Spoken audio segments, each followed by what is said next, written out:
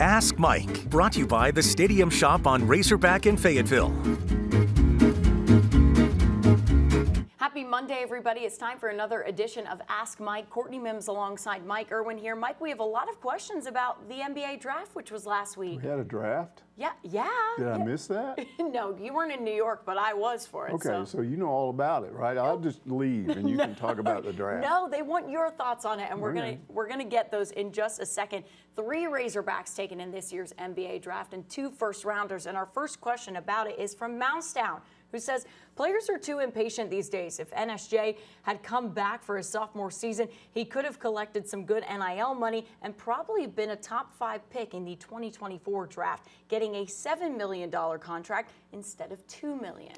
Well, there's a lot of assumptions being made there. Yeah, quite a lot. Number one, that if he came back, he wouldn't have any of the issues he had this year.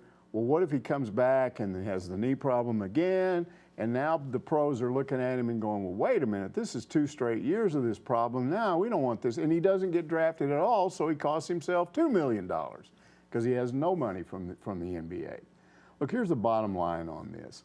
Yes, based on what happened and where he was projected, if we go back to last summer, they had him projected a top 5 pick. So if he'd been a top 5 pick, he would have made somewhere $6-7 million. And what he ended up with was just over 2. So you could say the season that he went through cost him $4 million. Here's the issue. Did you see this guy? He wasn't bursting into tears because of money. He explained it. It was because he'd done all this work and he'd gone through all this stuff and he was finally drafted. It was finally over. That is such a relief. If you try to put yourself in his position or the position of any kid that's working toward being picked in the NBA draft, when it finally happens, it's such a relief. He wasn't mad about the fact that he wasn't getting the money that he thought that maybe some people thought he was getting. He ended up on Brandon Miller's team, the same team. They're on the Hornets. So his AAU teammate, a guy he really likes, were both gotten in the first round, so they're excited about that, and he's looking forward to it. So if he's happy, why do any of us care? I mean, honestly, it's like you're standing there looking at somebody and going, well, that guy could have made that much money, but he only made this much money. I don't think that's not you. If he's over there devastated, that's one thing. But if he's not, who cares? Well, there's a lot of emotion as well, because people ask me why I thought there was so much emotion behind him getting drafted at 27th. I think because they look at the mock drafts too. They know what they're being told by those scouts, by those NBA coaches and scouts and things like that. He was projected to go at the beginning of the season top 10. Well, he dropped, right? And then it was in the teens. Well, the teens came and went.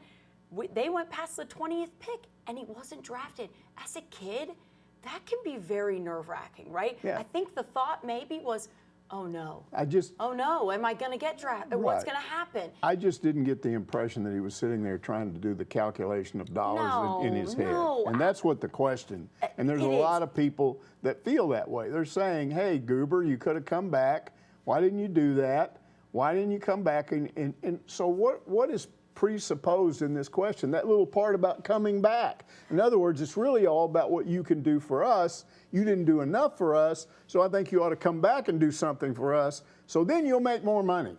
But it's not your life to play with. Also, my question to Mousetown is that he's assuming he'll get more NIL money than over $2 million? Well, I think he was saying you can get some money and then you'll get even more money after you come back and become a top 5 pick, but he doesn't know that that's going to happen. No, he doesn't. And I think it's a better business decision to go and do what you want to do, which is play in the NBA. Yeah, exactly. You want to play in the NBA. It's not hard to figure out what the situation is there with him. We have more questions about Nick Smith Jr., though. The next one is from Kenny Oliver, who asks, if Nick Smith Jr. had never come back from California, do you think he could have avoided the drop from a top 5 pick to 27th? Or maybe he should have skipped the whole season. He knew he had a problem before the first game. Okay, now here's the flaw in all of that.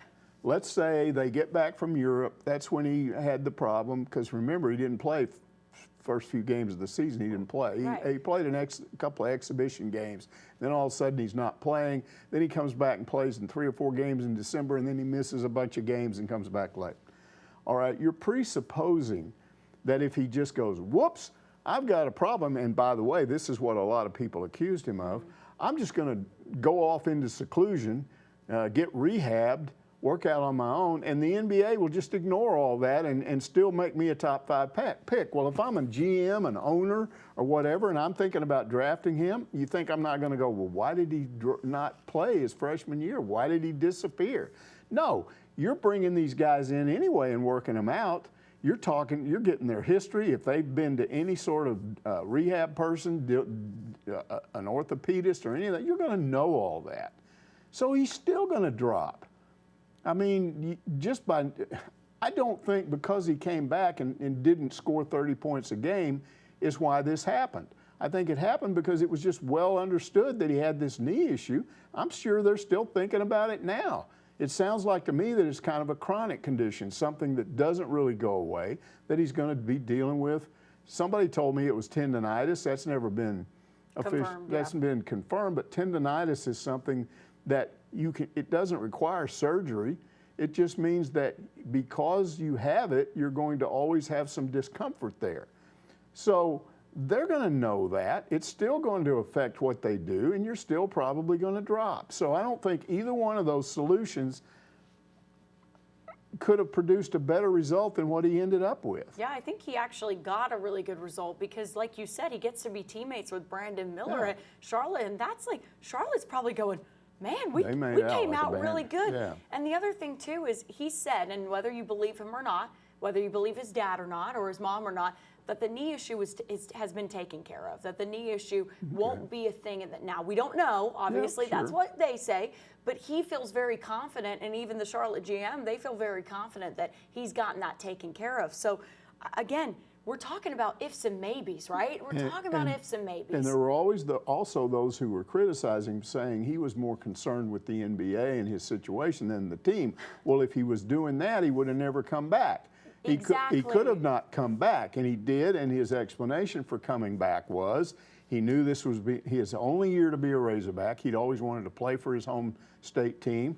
He knew this was his only shot, and he wanted to come back and try to help out. And remember when they won that big game against UConn, and then everyone's celebrating, and he's not? It's because he didn't help. Yeah, it's because he didn't feel like he did anything. He didn't do anything, and so that tells me that he wanted to do this. And I can't criticize him for wanting to do that. To me, it shows he wanted to be a hog. It just blows up all that stuff about he didn't care. There is no doubt in my mind that Nick Smith Jr. wanted to be an Arkansas Razorback from the jump, because you know what he did at his pre-draft party, Mike? He went and he thanked all of the people from Arkansas, and he went and he thanked the fans, and he went and he got emotional about it. He got emotional talking about the fact that the reason why he was able to do any of this, and it was always the fan support, and it was always the people who supported him. Now, there was some ugly people in there, too, and we'll talk about that. There were some ugly people, but there's no doubt in my mind he wanted to be a hog. And anybody who says anything differently, they can come at me and you, because, I mean, we've gotten to talk to him personally and get to know him. Darren Deloach says, never in my 54 years of Razorback fandom have I seen an Arkansas player so wrongly maligned by Arkansas fans as Nick Smith Jr. From accusations of not being a team player to faking injuries, Nick Smith Jr. has been roasted by our own fans, and I cannot wrap my mind around why. Mike, have you seen a Razorback receive the type of hate as the talented Nick Smith Jr.? I have, and it's Mitch Mustang all the way back to 2006. And here's what those two situations have in common. You got a top 5 kid coming out of high school with all these projections. You as a fan go, wow, we got the number point guard, quarterback. We're going to win everything this year. We got him. And then in both cases, they didn't do what you thought they would do in their 1 year as a Razorback, so now you're mad at them. It's your fault. You were selfish. And what happens is, because people have these expectations, and when they don't materialize, then you start listening to rumors. So the rumors with Nick Smith Jr., oh, he's not really hurt. He's just blah, blah, blah, and his agent's just worried that he might get hurt, and he's trying to protect him, and it's more about money.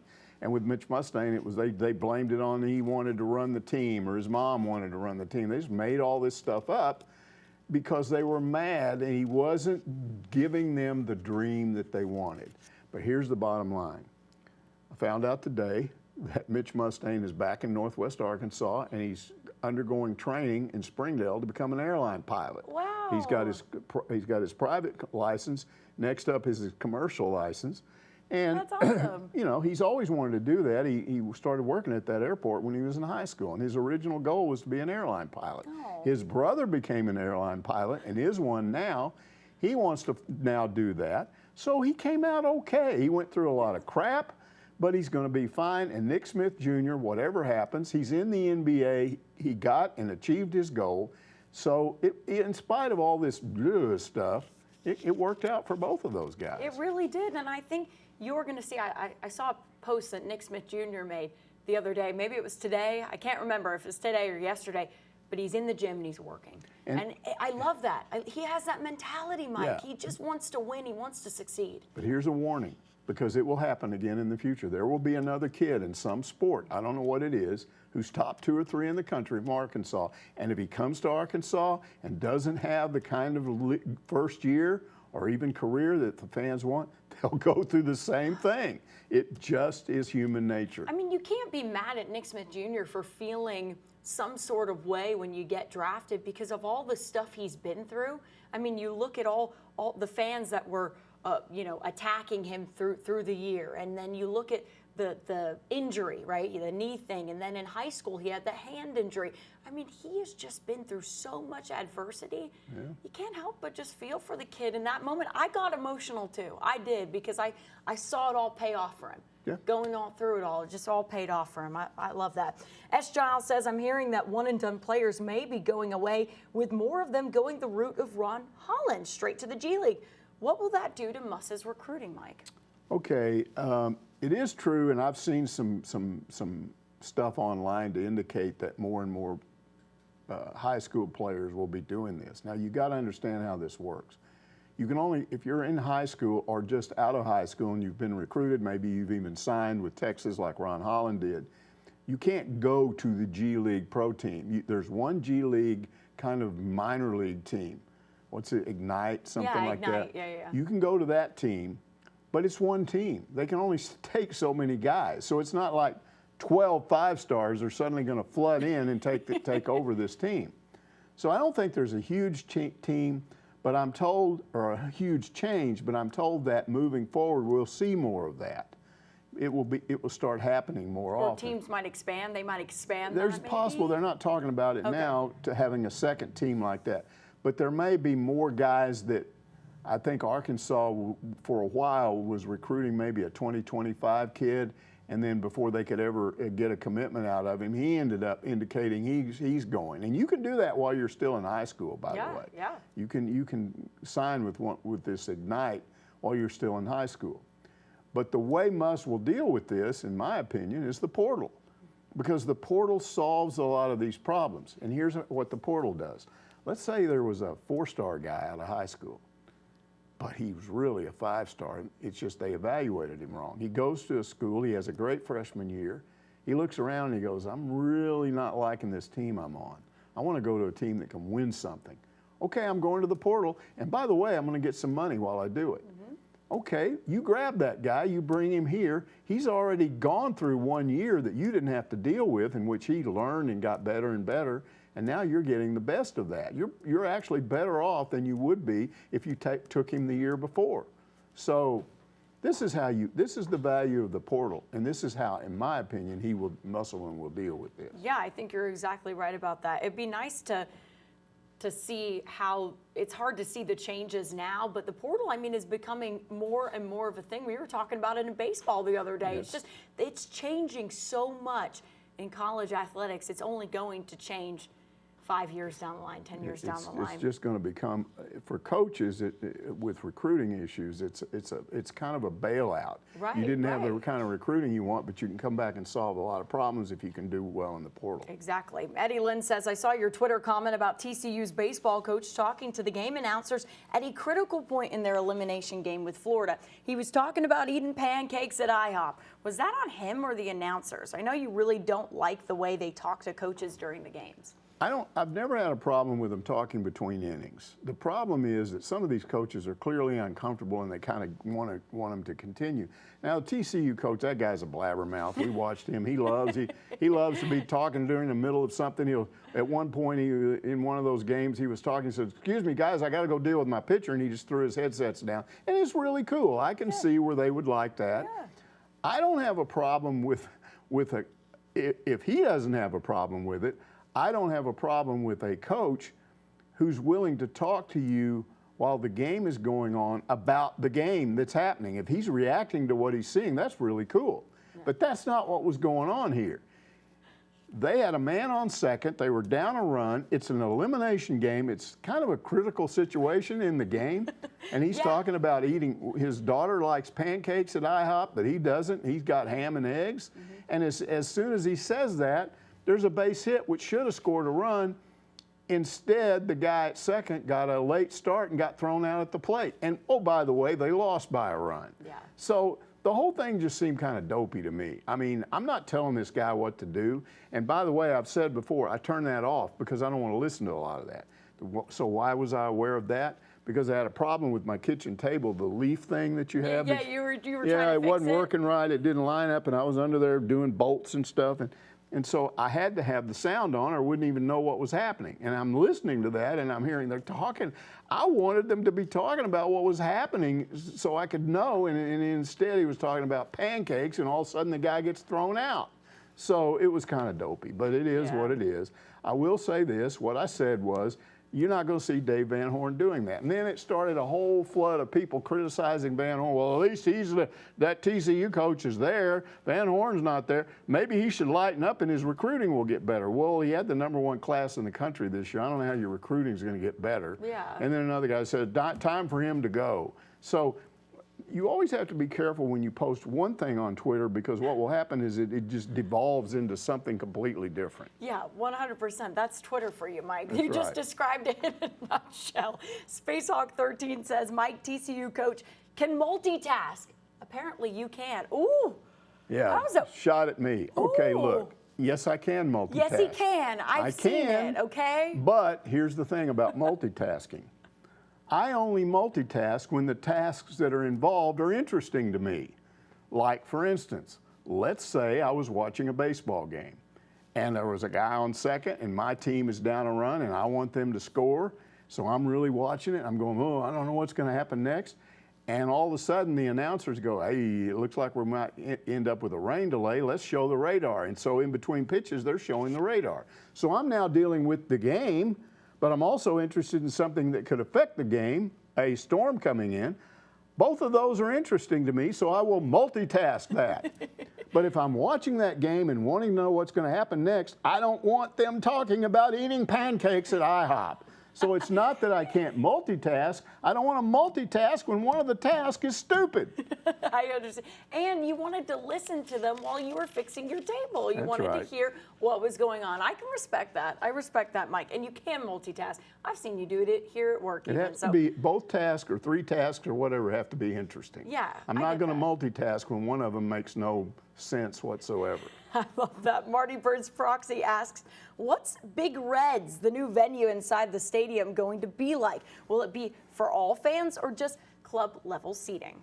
Yeah, it is for all fans. And the thing about it is you can buy a game-to-game ticket. You can just go say, I want to buy a ticket, and then you go up there and you're up there. Now, what's interesting is if you already have a ticket, let's say you sit in a certain section or even if you're in one of those suites, you can buy a ticket to that and go up and stand up there and stand around the bar and do whatever you want and then go back to your seat or your suite if you want to. Fun. I love so that. It's available to anybody. Now, you don't have to make a donation because mostly when you buy tickets, if you buy a season ticket, you got to make a donation. Well, you don't have to make a donation to buy these the individual game tickets to this Big Reds area. The other thing is, it's pretty much standing room only, but there are going to be some seats up there. But I think the belief is most of the people are going to stand around up there around the bar. And the nice ledge that they have. And what they've got up there, if you look at the pictures, they've put a canopy over this thing now, and it's slanted kind of front to back higher. Yeah. Now, why is that? Because if you've ever been in the south end or the north end zone in September especially, guess what happens? The sun comes across 11 o'clock game, 1 o'clock game, 2 o'clock game, until it gets around 4 or 5 o'clock, it's right in your eyes. So if you're underneath this thing, it blocks the sun. Yeah. So I predict this is going to be a very popular place, not just because of the fact that you can drink. And remember, a few years ago, that would have been unheard of. Alcohol was illegal in SEC games. I remember that. And all these people are up there in their own separate area. It's not like a guy can just get plastered and go start bothering some lady next to him. No. If you buy a ticket up there, you know there's going to be drinking. And I'm sure they will have security up there to make sure people don't drink too much and start fights or whatever. Well, yeah, they have security everywhere. So it sounds like it's going to be like a really popular thing, and I'm sure we'll be doing stories on it once the season starts. Oh yeah, you'll probably be up there, right? I don't know. Maybe they'll let me do a live report up there. Yeah, you'll be up there live. I asked Hunter if I could do that. He was like, maybe we might try. Yeah, because I mean they'll be up there before games when they tailgate. And there might be. He was talking about live music there on Friday nights. However, you cannot, if you're working, you cannot consume alcohol. That's right. Right. I'm saying that right now. You're saying that right now. Absolutely. And he's not winking. He's not, Not allowed. No one can buy me drinks, nothing like that. That's if I'm right. working, I'm working. It's going to be fun, though. I love how they've set it up where it's glass. Because have you seen it? It's glass. Yes. There, it's like a glass ledge. It's just beautiful. You can see the whole field. It's gorgeous. Just great. Pig's Feet asks your thoughts on the NBA draft. We're going back to it, guys. Winners and losers. Okay, look, I don't follow the NBA. I don't care about the NBA. The only interest I have in the NBA is Razorback players that are in the NBA. I want them all to do well. I think it helps recruiting.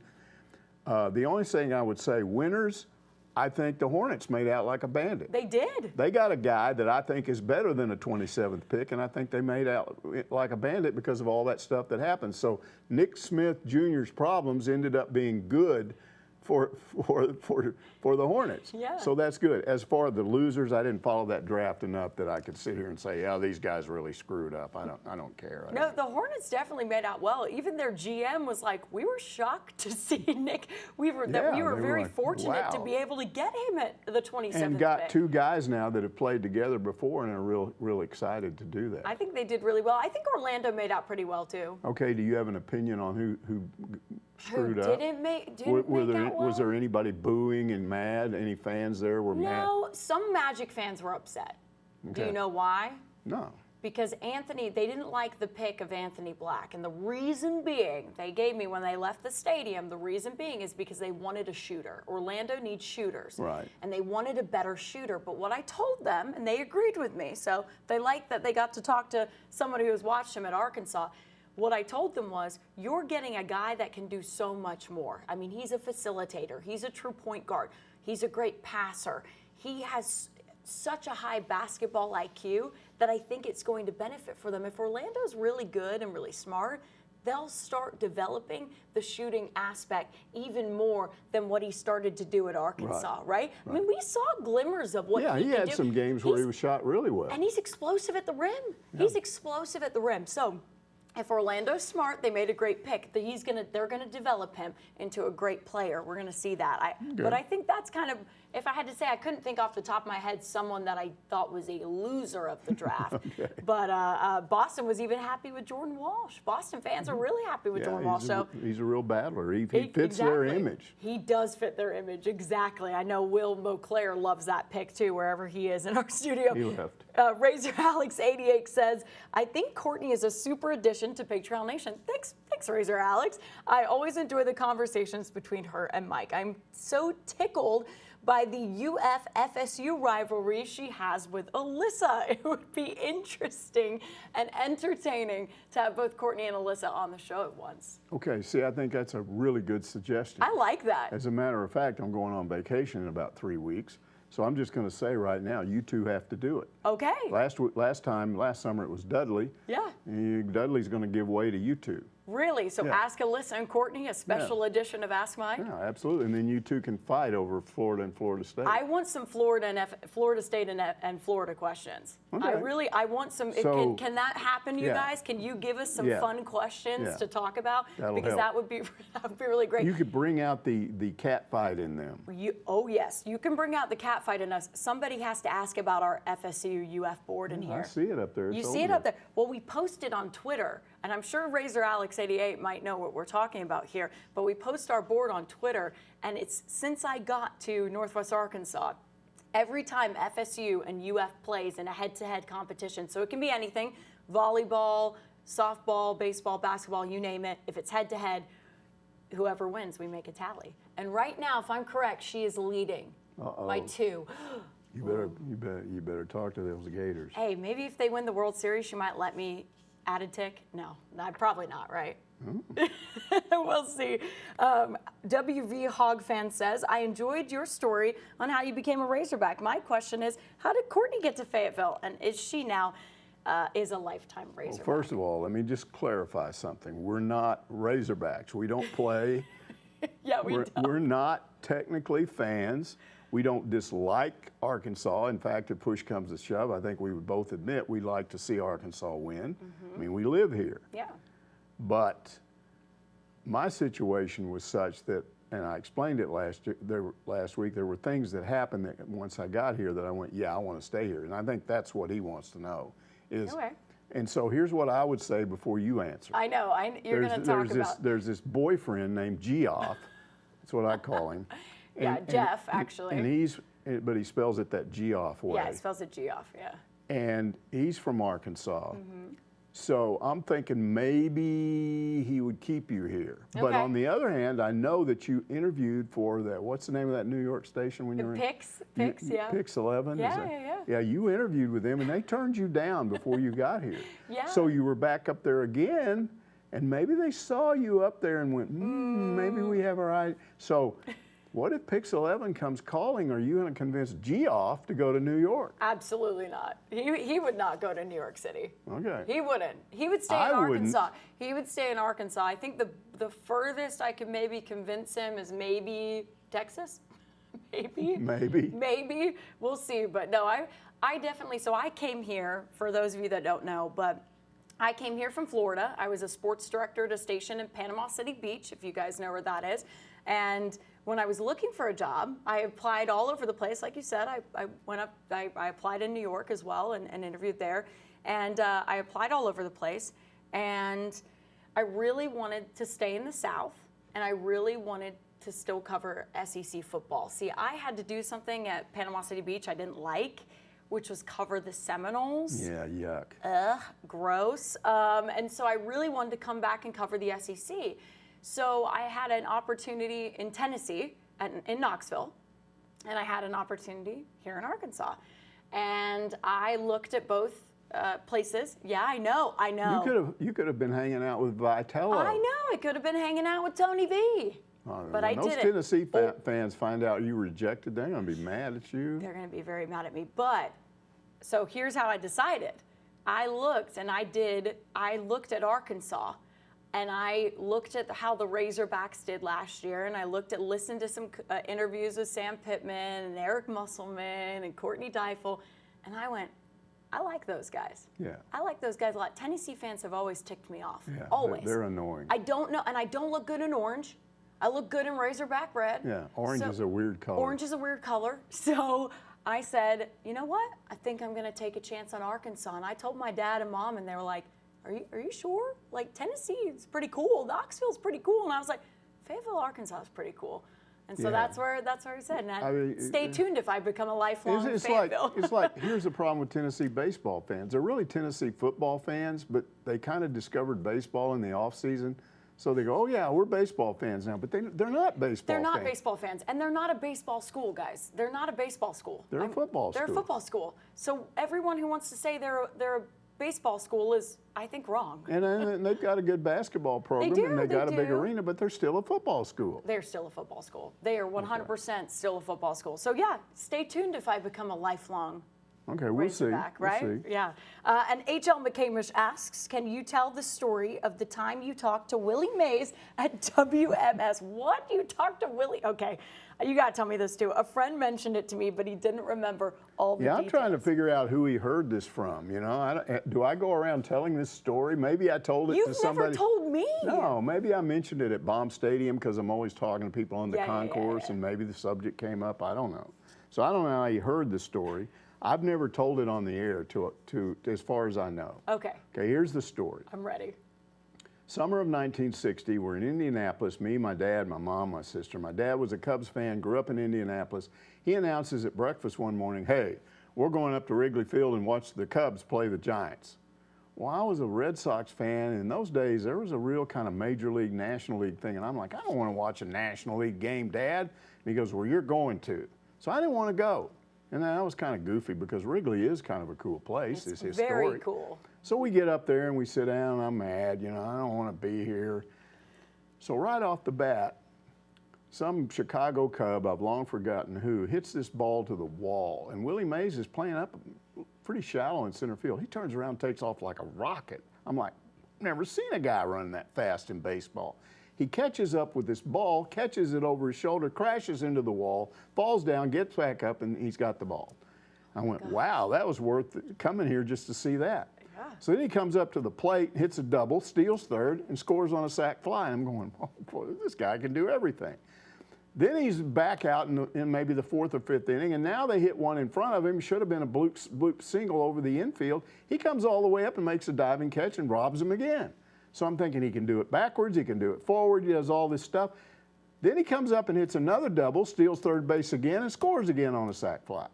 And then I think he had another single. So he goes 3 for 5, he makes 2 great catches, steals 2 bases, and scores 2 runs. And I'm going, what a day. So I told my dad on the way back, I said, I'm really embarrassed that I didn't want to go because I saw something I never thought I was going to see. Now, I can't say that I was a Giants fan or anything like that, but I was a Willie Mays fan after that. I would just follow him, you know. I love that. Well, what I started reading about, and in those days you read Sports Illustrated, you read, there were 2 or 3 magazine publications, there was a newspaper type thing you could read about baseball, and then your own local papers. People read papers a lot more than they do now. And it was definitely newspapers, not online. And I'm reading all this stuff about what a jerk he is. He's mean in person, he insults people, and all this stuff. And I'm thinking, what? Really? That just kind of changes your mind about people, but you don't know for sure. And then I had this experience when I was working in East Texas, which I've already talked about, where I went to the Rangers game because I was a Red Sox fan and I wanted to be around Yaz, so I went down in the photographer's well next to the Red Sox dugout, and Yaz, who I really thought was great when I was in high school and college, he's at the end of his career, but he's over there just being a jerk, man. He's saying Texas stinks, everybody from Texas is a hillbilly, he's making fun of everything I like, and I'm thinking, what is wrong with this guy? So I walk away from that experience going, I don't like Yaz anymore. Well, I'm afraid if I ever meet Willie Mays, I'm going to be the same thing because they're talking about what a jerk he is. So let's fast forward 22 years from 1960. It's 1982. I'm at War Memorial Stadium. It's the Arkansas Navy game. It's about an hour and a half or 2 hours before the game. I got there, I go immediately up to the photo deck because I don't like the press box, I like the photo deck. And there's some guys up there I know, and we're just up there talking. There's hardly anybody in the stadium yet. And we notice a guy comes through the door. Well, I just kind of saw him. I turned over and looked. I didn't know who he was. And he walks over to the edge of the photo deck, and he's looking out. And he goes, is that the campus over there? Well, he's pointing at this hospital that's on the other side of the parking lot. And one of the guys said, no, that's a hospital. The campus is 190 miles away in Fayetteville. And he walks over, and as soon as he turns to walk toward us, I can see it's Willie Mays. I'm going, what is he doing here?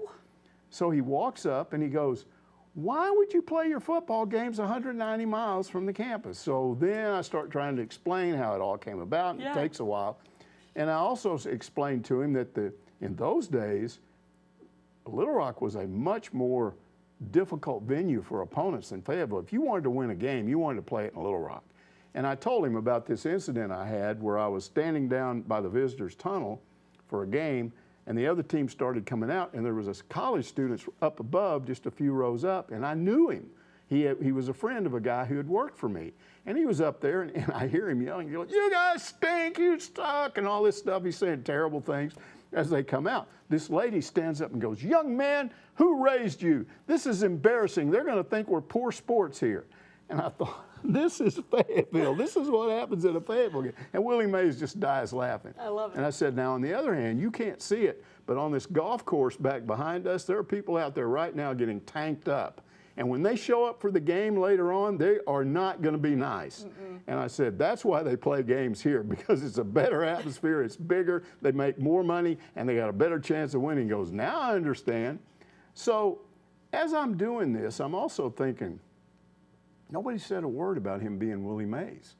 I don't know if the other guys even knew that he was. I knew, but I didn't say anything, and he didn't say, "Hey, I'm Willie Mays." So we're just talking. So I'm thinking to myself, well, God, I got to ask him about that game tonight. Maybe he remembers it, right? Oh, yeah. But then I thought, I bet he gets that all the time, you know? And I thought, I'm not going to do that. He's just being a guy. He just came in here to enjoy himself. We started asking him a bunch of baseball questions. It's going to be like everybody else. So we just continued to talk about general stuff, nothing to do with being a baseball player, Hall of Fame, or any of that. And after a while, he looked at his watch and said, "I got some friends over here I got to join, but it's been fun talking to you," and he left. But like that first time when I watched him, it was something I've never forgotten because it was a unique experience. It was just fun. I got to talk to Willie Mays about nothing. Did he ever say why he was there, like the connection of friends? I think he was some people, he knew some people that were in one of those suites next to the photo deck to where we were. The photo deck had a couple of suites and President's Box and something. He might have been there with the U of A president or somebody like that. I don't know. He didn't explain, but I was just glad I got to see him, and I was glad that he wasn't a jerk. Yes.